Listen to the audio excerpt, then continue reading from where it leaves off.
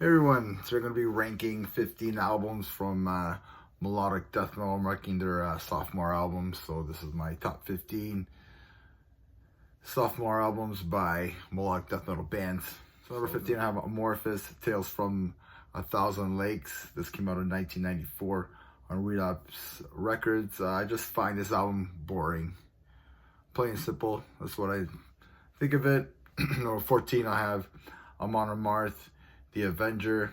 Yeah, Swedish melodic death metal band. They released this album on September 2nd, 1999.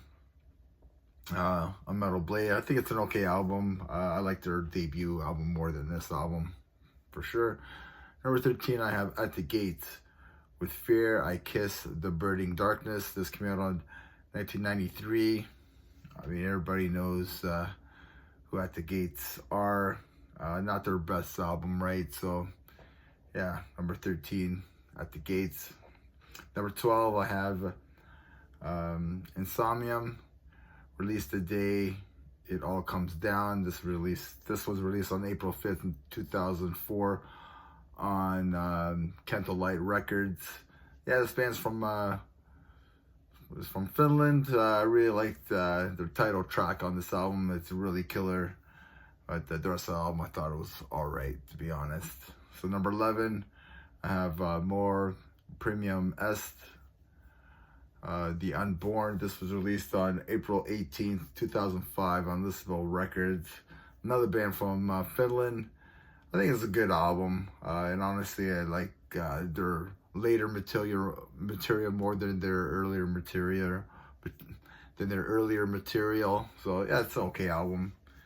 So that's number 11. I have More Premium Est, the Unborn. Number 10, I have Kalma, They Will Return. This was released on April 30th, 2002 on Spine Farm Records.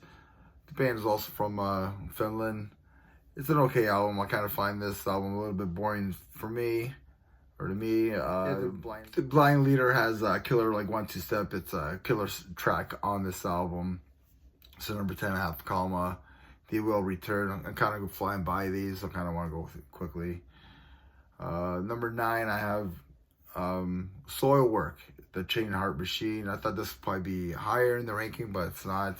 This was released on February 8th, 2000 on Century Media. Did you know, this is a pretty fun fact about Soilwork, is that they were called the Inferior Breed before they changed their name to Soilwork. Did you guys know that? I didn't know that.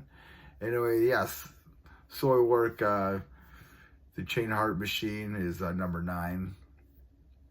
The album's okay. Not an okay album, so that's why I'm kind of flying by these. Number 8, I have Hate Sphere, Blood Red Hatred. This was released in 2002. This is a Danish band, and they sound a lot like The Haunted and At the Gates as well. Yeah, just Kicking Ahead is a killer track on this album. Number 7, I have Arch Enemy, Stigmata. This was released on May 5th on 1998 on Century Media. It's a good album. I like their debut album more. That was like my number 1 debut album for melodic death metal. Tears of the Death is my favorite track on this album. Number 6, I have Children Bordum, Hate Breeder. Not Hate Breed, but Hate Breeder. This was released on 1999 on Nuclear Blast. I think this is a really good album. Great guitar playing on here. Towards Dead End is a pretty cool track, and Black Widow is another killer track on this album. So number 6, I have Children of Bordum, Hate Breeder, not Hate Breed, but Hate Breeder. 5, I have Night Rage, Descend into Chaos. This is like a Greek, Swedish melodic death metal band. This album was released on February 21st on 2005 on Century Media. This is the last album to feature Thomas Lundberg from At the Gates on the album. He did the first 2 albums for Night Rage, which is pretty good. I think it's a great album. I really like it. It really has that At the Gates sound, especially when you have the lead vocalist from At the Gates singing on your album. It's gonna have that At the Gates sound to it, right? So yeah. So number 5, I have Night Rage, Descend into Chaos. Number 4, I have Dark Tranquility, the Gallery. I thought this was probably would have been higher, but yeah, this is a good album from one of the best melodic death metal bands from Sweden. This is released on November 27th, 1995. And yeah, this is the first full-length album to have Michael Stan on vocals. Of course, he was previously the rhythm guitar player. He was did the vocals for In Flames before. Yeah, this is a classic melodic death metal album. One of the best melodic death metal albums out there. So you haven't checked out this album, Dark Tranquility, The Gallery, one of the best melodic death metal albums out there. Check it out. Number 3, I have The Haunted, Maybe Do It. This was released on June 30th, 2000 on Earache Records. In 2005, this album was ranked 461 in Rock Hard magazine's book of 500 greatest rock and metal albums of all time, which is pretty cool. Mark Errol makes his debut in the band as the vocalist.